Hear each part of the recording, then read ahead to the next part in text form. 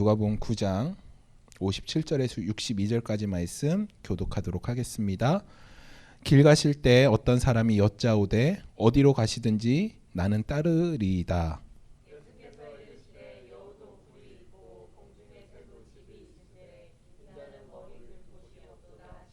또 다른 사람에게 나를 따르라 하시니 그가 이르되 나로 먼저 가서 내 아버지를 장사하게 허락하옵소서.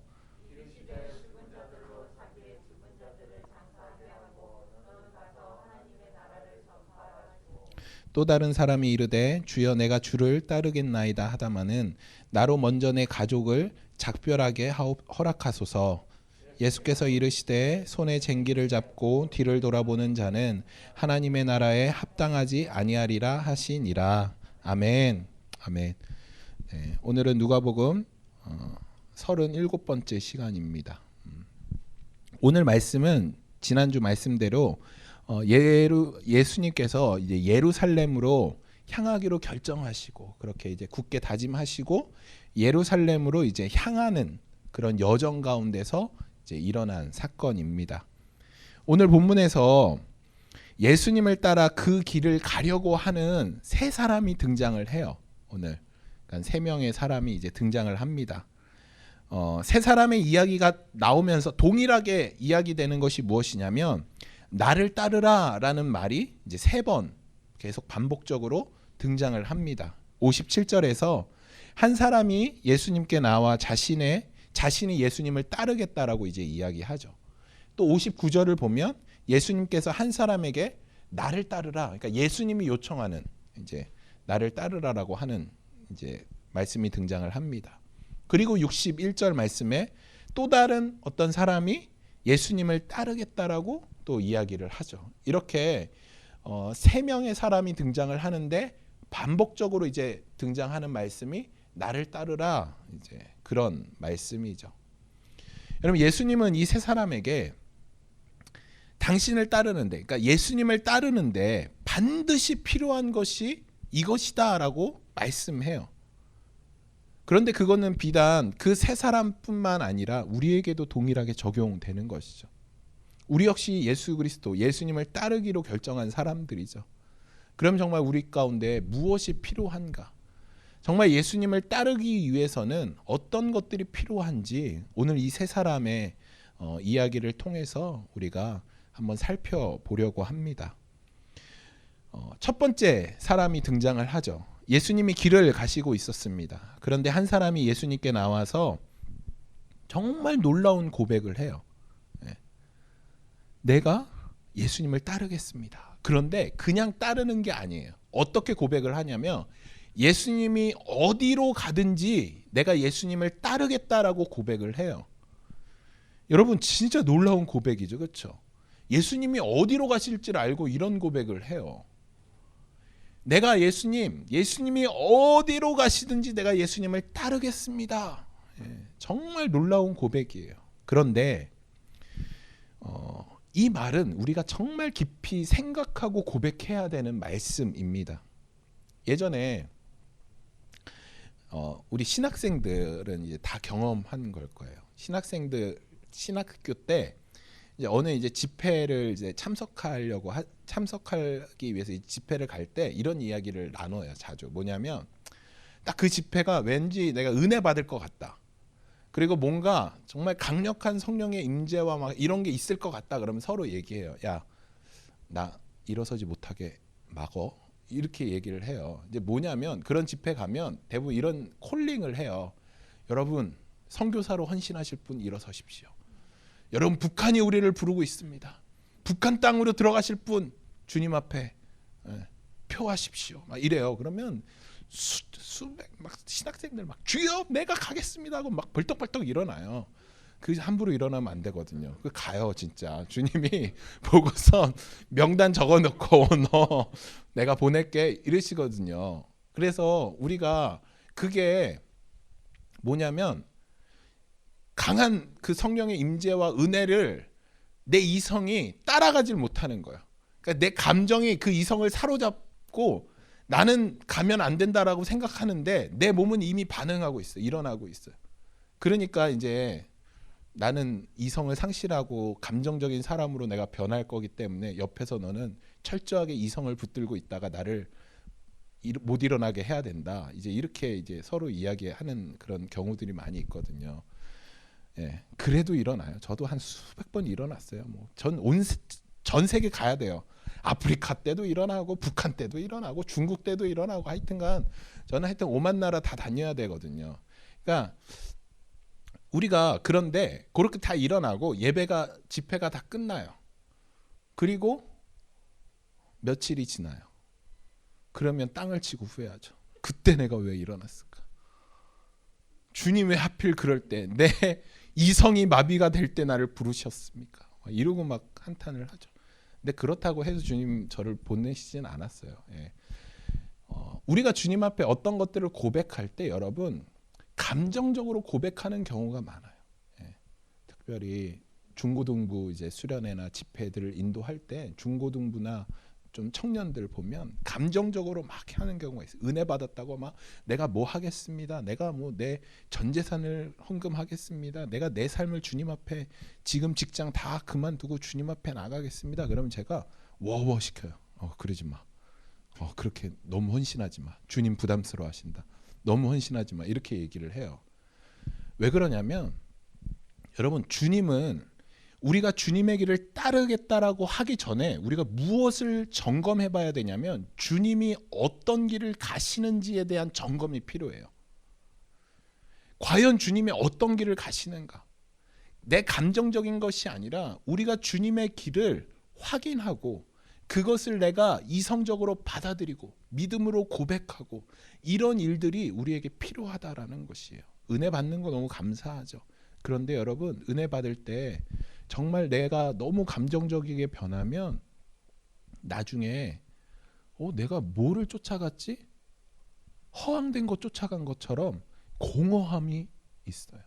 그래서 이런 얘기가 있어요. 우리가 주님의 은혜 받는 것 중요하지만 그 은혜와 동시에 우리 안에 말씀이 우리 안에 차곡차곡 쌓여져야 돼요. 여러분 정말 수많은 사람들이 예수님을 따르겠다라고 고백했어요. 우리 누가복음이나 복음서를 보면. 그런데 그 수많은 사람들, 심지어 예수 그리스도의 그 12명 그 사람들도 다 예수님을 따르겠다라고 했어요. 그런데 정작 진짜 예수님을 따른 사람은 아무도 없어요. 예수 그리스도께서 정말 당신이 가야 할 그 십자가의 길을 가실 때는 다 도망갔어요. 왜냐하면 자기가 생각한 길과 다르기 때문에. 내가 정신 차리고 보니까 저거 내가 원하는 길이 아닌데 나는 저 길 도저히 갈 수 없는데 모두 다 떠나버렸어요. 그리고 결국 그 길을 가신 분은 예수 그리스도 혼자세요. 여러분 우리는 주님의 길, 주의 길을 마땅히 따라가야 돼요. 하지만 그 전에 우리가 분명하게 생각해야 될 것은 예수님이 가시는 길이 어떤 길인지, 예수님이 말씀하시는 것이 무엇인지에 대한 명확한 이해가 있어야 된다라는 것이에요. 여러분 제가 많은 분들을 보면 예수님을 알기 전에 감정적으로 다가가요. 그리고 헛된 약속들을 해요. 이것 하겠다 저것 하겠다. 그런데 그 감정이 사라지잖아요. 그러면 그 약속들도 다 사라져요. 그냥 없어져 버리는 거예요. 허공에다 그냥 외치는 것 뿐이에요. 그 감정은 제가 보니까 최대 1년을 넘질 않아요.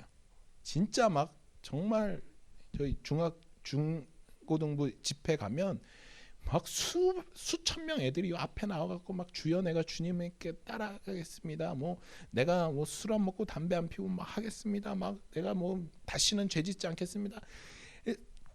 가닥 나와서 막 울면서 회개해요. 제가 보니까 2주 가면은 길게 가요. 그리고 다시 2주 뒤에 와서 얘기해요. 전사님 제가 자꾸 죄를 짓는데요. 자꾸 손이 다른 데로 가는데요. 여러분 우리의 신앙은 감정으로 세워지는 것이 아니라 주의 말씀을 듣고 그 가시는 길에 동의하고 주님께 매일매일 내 삶을 드리며 나아갈 때 우리가 성장하는 거예요. 여러분 그렇기 때문에 여러분 주님 만났을 때 더 나가셔야 돼요. 말씀 가운데 나가셔야 돼요. 매일매일 삶 가운데 나의 삶을 점검하셔야 돼요. 그것이 정말로 필요합니다. 오늘 본문의 첫 번째 등장하는 사람은 예수님을 따르는 것이 어떤 것인지 깊이 생각해 보지 않은 사람이에요. 그냥 무작정 따르겠다라고 감정적으로 나간 사람입니다. 그 사람이 바로 첫 번째 인물이에요. 그래서 예수님이 이제 그에게 예수님을 따르는 길이 어떤 길인지에 대해서 설명하셔요. 그 길이 어떤 길이냐면 여우도 굴이 있고 공중에 새도 집이 있대. 인자는 머리 둘 곳이 없다라고 말씀하셔요. 여러분, 이 땅에 예수님의 보금자리가 없어요. 그렇죠? 예수님은 철저하게 이 땅에서 무엇으로 사셨냐면 나그네로 사셨어요. 하나님 나라를 위해 또 그의 백성을 구원하기 위해 예수님은 철저하게 이 땅에서 나그네로 사시고 당신이 하셔야 될 일들을 이 땅 가운데서 다 마치셨어요. 여러분, 예수님을 따르는 것, 우리가 예수님을 따르겠다라고 하는 그 따름이 바로 이것이에요. 철저하게 우리는 이 땅에서 무엇으로 사냐면 나그네로 살아야 됩니다. 나그네는 잠시 머무는 곳에 욕심 부리지 않아요. 왜냐하면 곧 떠나야 되기 때문에. 그냥 지금 있는 곳은 잠시 머물 곳이에요. 그냥 머물 보금자리일 뿐이에요. 여러분, 히브리서 11장 13절에서 이렇게 이야기합니다. 이 사람들은, 그러니까 히브리서 11장이 믿음의 장이잖아요. 믿음의 선조들이 쫙 나와요. 그리고 하는 말이, 그 믿음의 선조들, 이 사람들은 다 믿음을 따라 죽었으며, 그러니까 믿음을 따라 다 죽었대요. 믿음을 따라 죽었으며 약속을 받지 못하였을 때 그것을 멀리서 보고 환영하며 또 땅에서는 외국인과 나그네로 증언하였습니다. 그 우리의 믿음의 조상들이 이 땅에서 어떻게 살아갔냐면 나그네와 외국인처럼 살아갔대요. 그러니까 이 땅에 소망을 두지 않고 하늘나라에, 하나님 나라의 소망을 두고 살아간 사람들이 바로 믿음의 조상이다라는 것이에요. 여러분, 그것이 바로 우리의 정체성입니다. 우리의 영원한 보금자리는 하나님 나라예요. 이것이 주님이 우리에게 명하신 것입니다. 여러분, 신앙은 그냥 감정적으로 주님을 쫓아가는 것이 아니에요. 감정적으로 가기는 우리가 가야 할 길이 너무 힘든 길이에요. 여러분, 정말 힘든 길입니다. 만만한 길이 아니에요. 주님의 길을 가는 것이 내가 가진 것을 버려야 되는 길이에요. 주님의 길을 가는 것이 내가 이 땅에서 소유한 것을 내려놓는 것이에요. 주님의 길을 가는 것이 내가 지금까지 사랑했고 아꼈던 것을 무엇처럼 여기는 것이냐면 배설물처럼 여기는 것이에요. 그게 바로 주님을 따라가는 것이고 그게 바로 주님의 길을 가는 것이에요. 그런데 그 길을 우리가 어떻게 감정적으로만 가겠어요? 여러분, 그런데 우리의 삶이 어떤가요? 이 땅에서 내가 누리는 것이 전부인 마냥 이 땅에서 조금이라도 더 얻고 더 인정받기 위해서, 여러분 죄송한 표현이지만 거기에 안 달랐잖아요. 우리 이 땅에서 조금이라도 더 얻기 위해서 정말 목숨 걸고 공부하고 목숨 걸고 일하고 목숨 걸고 인생을 살아가요. 주님은 이 땅에서 무엇을 먹을까 무엇을 입을까 염려하지 말아라 라고 말씀하셨어요. 그런데 우리는 무엇을 먹을까 무엇을 입을까 여기에 우리 인생에 최대 관심이 있지 않나요? 저는 사랑하는 우리 귀한 성도 여러분, 주님을 따르겠다라는 여러분들의 고백이 절대 감정적인 고백이 아니기를 간절히 소망합니다. 정말 현실적인 것이에요. 그래야 이 땅에서 우리가 나그네로 살 수 있어요. 주님을 따르는데 굶을 수도 있고 죽을 수도 있고 온갖 핍박과 환난을 당할 수도 있어요. 그것은 단순히 우리의 감정적인 변화가 아니라 우리가 이 땅 가운데서 나그네의 삶을 살아갈 때 가능한 것입니다. 그 삶은 끊임없는 묵상과 도전과 믿음이 있어야 가능한 것이에요. 그렇게 될 때 비로소 주님을 따르는 것이에요. 여러분, 그래서 제가 여러분들께 늘 강조하는 것, 여러분의 신앙은 주일날 성장되지 않아요.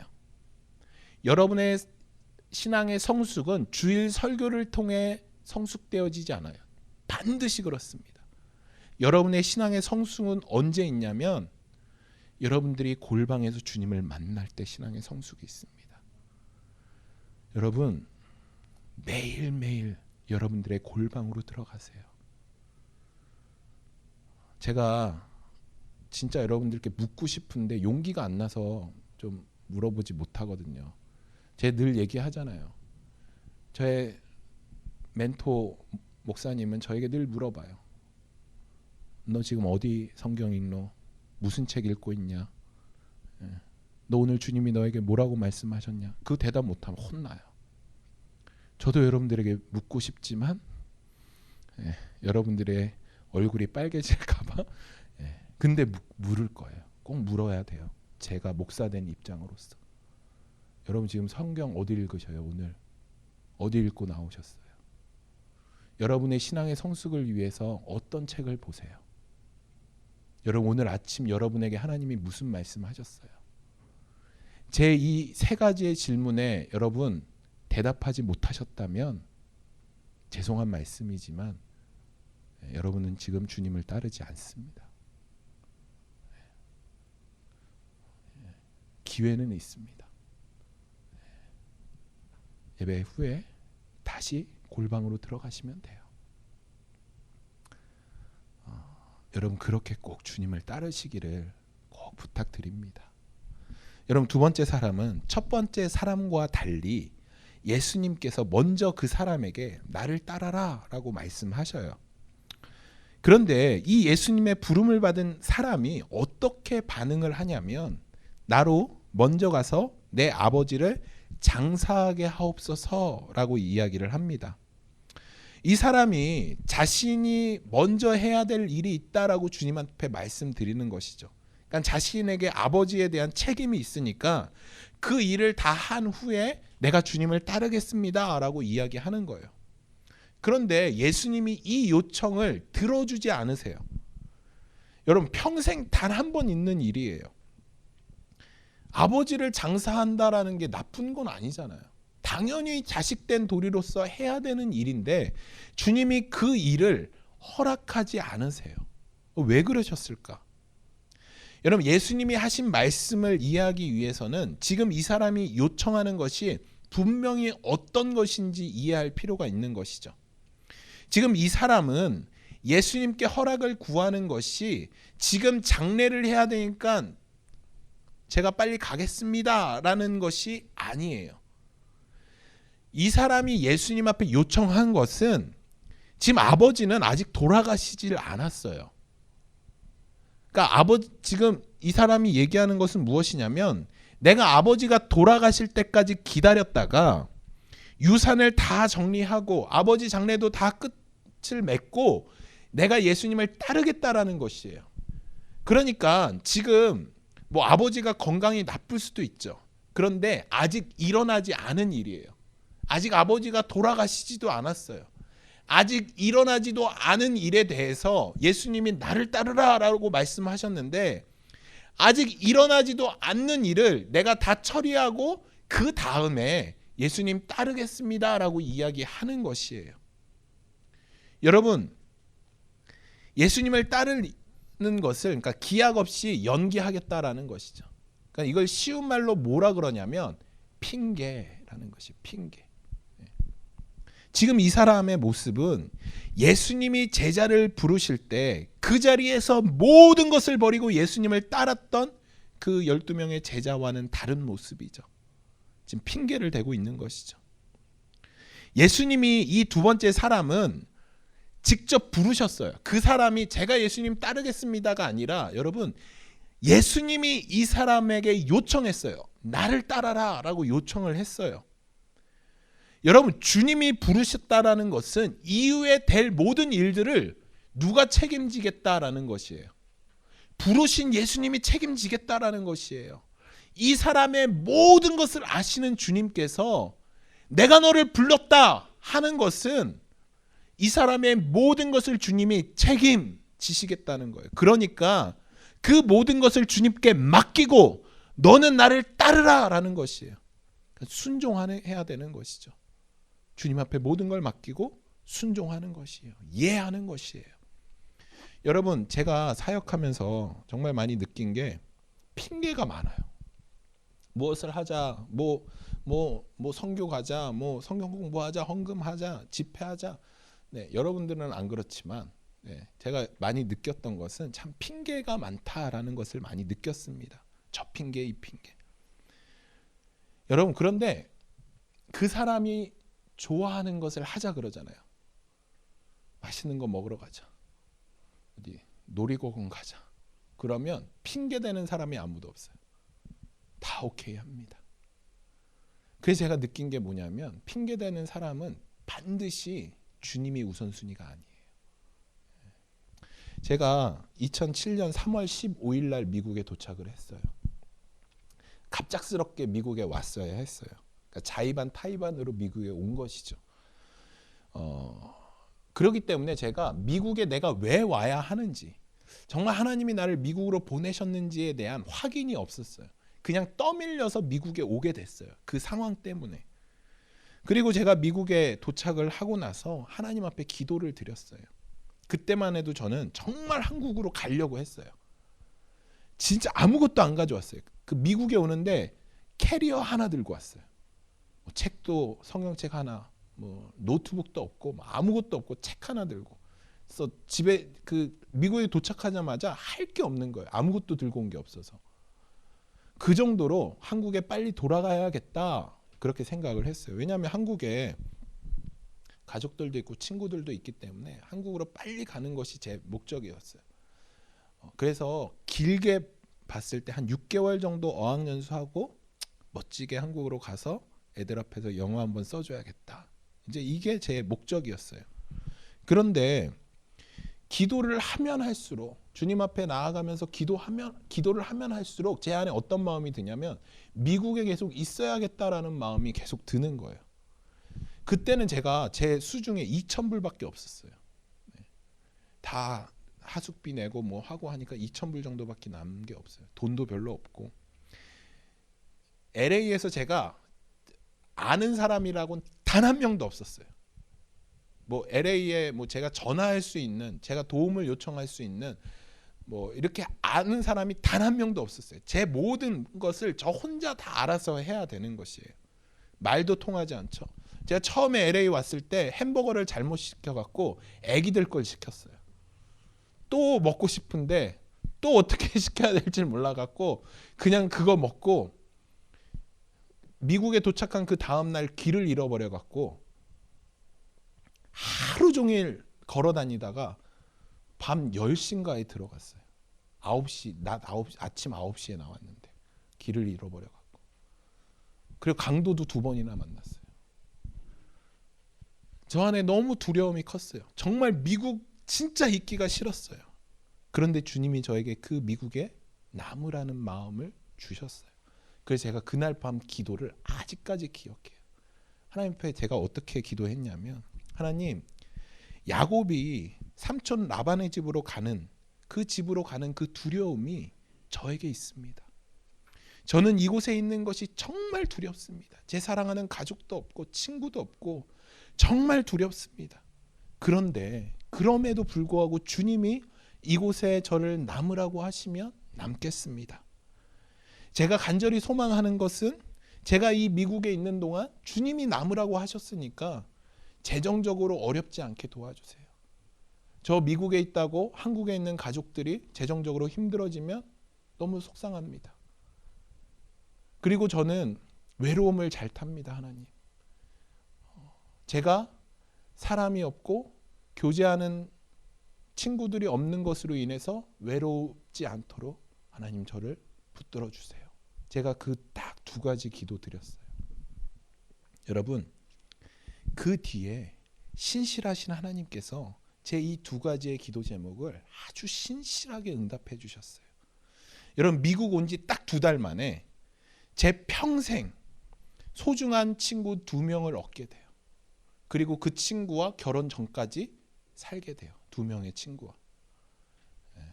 미국 있으면서 한 번도 외로울 순간이 없었어요. 계속 누구랑 살아서. 때론 너무 힘들었어요. 혼자 있고 싶은데. 그리고 결혼 전날, 결혼식 하는 날까지 제가 친구랑 그 친구들이랑 살았으니까요. 아직도 너무 친한 친구들이에요. 그리고 재정 때문에 어려웠던 적이 단 한 번도 없어요. 하나님이 신실하게 단 한 번도 렌트비 이런 거 밀리지 않게. 돈이 없어서 먹고 싶은 거 굶은 적이 단 한 번도 없습니다. 보시죠, 제 몸. 진짜 잘 먹었어요. 여러분, 이렇게 주님께서 저를 신실하게 인도해 주셨어요. 제가 충분히 이 핑계 저 핑계 대고 한국에 가면 충분히 갈 수 있었어요. 그럼에도 불구하고 주님의 뜻이라고 생각하고 주님을 신실함으로 주님 앞에 순종함으로 나아갈 때 주님이 저희 삶을 책임져 주셨어요. 여러분, 제 삶에는 여러분 삶도 그렇겠지만 이건 외에 수많은 간증들이 있어요. 결혼할 때도 그렇고, 여기 뉴저지로 이사 올 때도 그렇고, 교회를 개척할 때도 그렇고, 한국에서의 제 삶도 정말 순간순간 핑계대고 싶은 일들이 수없이 많았지만 그럼에도 불구하고 그 모든 것들을 하나님 앞에 맡기며 나아갔을 때, 하나님 앞에 순종했을 때 주님이 저를 여기까지 인도해 주셨다라는 것이에요. 여러분, 제가 보니까 순종하기 전까지가 제일 힘들어요. 이거를 놓기 전까지가 제일 힘들어요. 그런데 이거를 놓고 나면 아무것도 아니에요. 아무것도 아니에요. 여러분, 주님을 따르기로 결정했다면 제일 중요한 것, 주님 앞에 맡기셔야 돼요. 그렇게 주님 앞에 맡길 때 지금 나에게 오는 고난이 진짜 의미가 있는 것이에요. 여러분, 주님에게 나의 모든 것들을 맡길 때 나에게 지금 있는 핍박이 의미가 있는 것이에요. 그것을 다 맡겼는데도 고난이 오고 핍박이 오는 것은 나에게 필요하니까 하나님이 주신 거잖아요. 그런 믿음이 나에게 있는 거예요. 내가 누리는 평안 역시 의미가 있는 거예요. 주님께 순종하니까, 주님께 맡기니까. 여러분, 그렇기 때문에 제일 중요한 거, 먼저 우리가 해야 될 일은 평안을 구하는 게 아니에요. 먼저 내가 필요한 것은 무언가를 구하는 게 아니에요. 먼저 주님 앞에 맡기는 거예요. 맡겼을 때 그 이후에 오는 모든 것이 의미가 있다라는 것이죠. 여러분, 그거 꼭 기억하시고 주님을 따르기 위해 이 땅에서 철저하게 나그네로 사시기를 부탁드립니다. 그렇기 때문에 철저하게 내 삶 가운데 순종이 나올 수 있는 것입니다. 여러분, 세 번째 사람은 이제 예수님을 따르려고 하죠. 세 번째 사람도. 하지만 조건이 있어요. 이 사람은 이제 주님 앞에 조건을 내걸어요. 자신이 하고 싶은 일이 있기에 그 일을 한 후에 내가 주님을 따르겠습니다라고 이야기하는 것이에요. 그러니까 먼저 자기 가족들과 내가 작별을 하고 오겠습니다 이렇게 이야기를 하는 거예요. 그런데 그런 그에게 예수님은 손에 쟁기를 잡고 뒤를 돌아봐서는 안 된다라고 말씀하세요. 그것은 하나님 나라에 합당하지 않다라고 말씀하세요. 그러니까 예수님은 이 사람 요청에 안 된다라는 거예요. 너 작별 인사하고 오면 안 된다라는 것이에요. 왜 이번에도 예수님은 안 된다라고 하셨을까? 여러분, 지금 이 대화를 통해서 우리가 미루어서 짐작해 볼 수 있는 것은 지금 이 사람은 전적으로 주님을 따르려는 마음이 없어요. 물론 주님을 따르려는 마음도 있고 그렇지 않은 마음, 그러니까 중간 어느 부분에 이 사람의 마음이 있는 거예요. 주님을 따르는 것이 좋아 보이기도 해요. 그런데 또 주님을 따라가면 또 가족들이랑 또 떠나야 되고 어떻게 해야 될지, 그러니까 머뭇머뭇거리고 있는 것이에요. 어떤 결단을 내리기에 부족한 것이에요. 그래서 예수님께서 이런 태도는 합당하지 않다라고 지금 이 사람에게 말씀하고 있는 것이에요. 머뭇거리는 마음, 나눠진 마음, 그러니까 두 마음을 가진 사람은 하나님 나라에 합당하지 않다라는 것이에요. 그래서 61절에 나오는 이 사람의 모습을 무엇이라고 이야기할 수 있냐면 망설임이라고 이야기할 수 있는 거예요. 망설임. 예수님은 이 사람 내면에 있는 그 망설임을 아셨어요. 만약에 그가 예수님께 요청한 대로 자신들에게 작별 인사를 하러 돌아가면 어쩌면 그 사람은 예수님을 따르는 것을 포기할 수 있어요.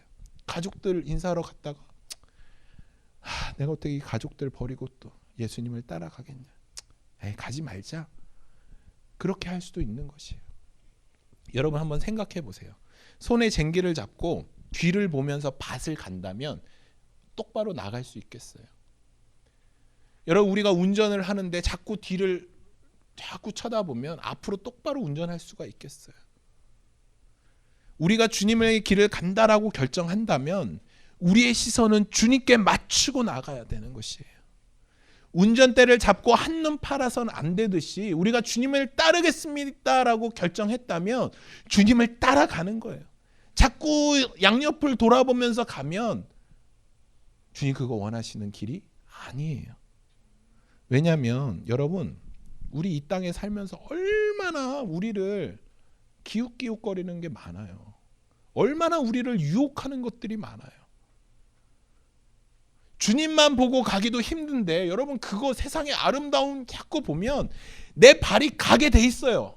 우리의 연약함은 가게 돼 있어요. 보면 가요. 우리를 방해하는 것들이 너무 많다라는 것이에요. 그래서 주님이 우리에게 말씀하세요. 뒤돌아보지 마.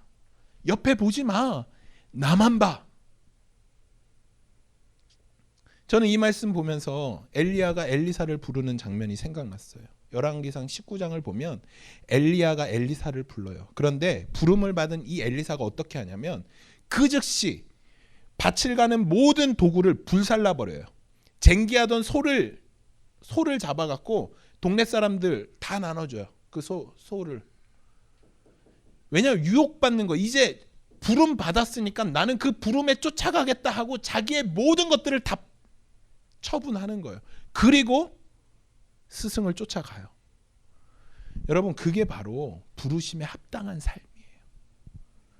저는 목사가 되면서 결정한 것이 있어요. 제가 요즘에는 되게 착하잖아요. 네, 인정들 하시죠? 네. 윤정장님 그 표정은 뭐야? 아니라는 거야? 네, 착하잖아요. 뭐 심한 말도 잘 안 하고. 그런데 제가 결혼 전에는 제 뉴저지 와서 좀 착해진 것 같아요. 좀 왜 그런지 모르겠는데. 그런데 그 전에는 좀 사역을 굉장히 강하게 했어요. 그러니까 강하게 했다라는 말이 뭐냐면 진짜 혼내기도 엄청 혼내고 제 주일학교 사역하면서 제가 주일학교 사역할 때 주일학교 애들이 있잖아요. 애들한테 구절 말씀을 매주 암송해 오게 했는데 그 암송이 한 절 두 절이 아니에요. 로마서 1장 다 암송해요. 못 해오면 다 일어서서 뒤에 벌을 세웠어요. 심지어 어떤 애들은 예배를 못 들어오게 했어요. 예. 막 울고 짜고. 그런데 제가 그 부모님들이랑 다 신뢰감을 형성했기 때문에 그 애들한테 제가 그렇게 벌을 세우고 해도 별다른 네, 감사하다고 하고 그러지. 하여튼 그렇게 막 그 애들도 강하게 했어요. 그런데 그 애들도 강하게 했는데 교사들을 제가 어떻게 했겠어요? 교사들은 그냥 아작을 냈어요. 1시간 전에 와서 나랑 매주 성경 공부하고, 예.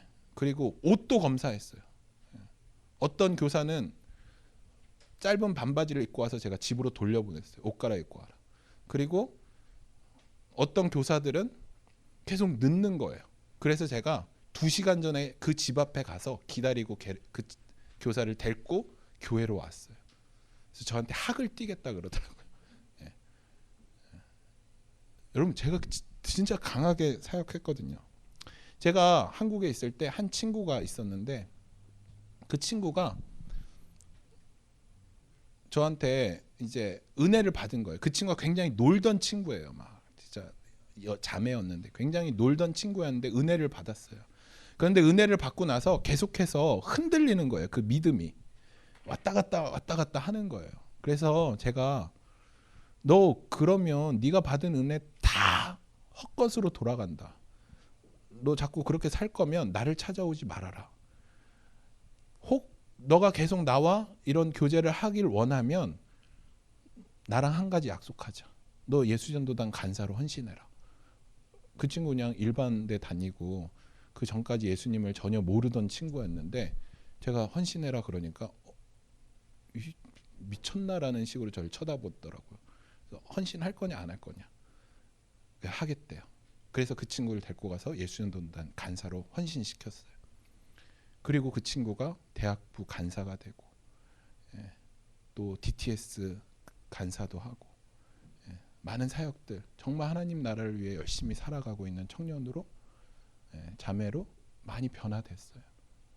여러분 제 예전에 사역할 때는 정말 옆에 막 좌우로 막 보고 막 흔들리는 애들을 가만두질 못했어요.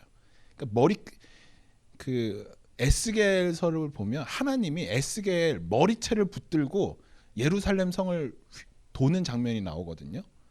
제가 진짜 그런 마음으로 사역했던 것 같아요. 제가 주님 앞에 목사가 되면서 결정한 게 있어요.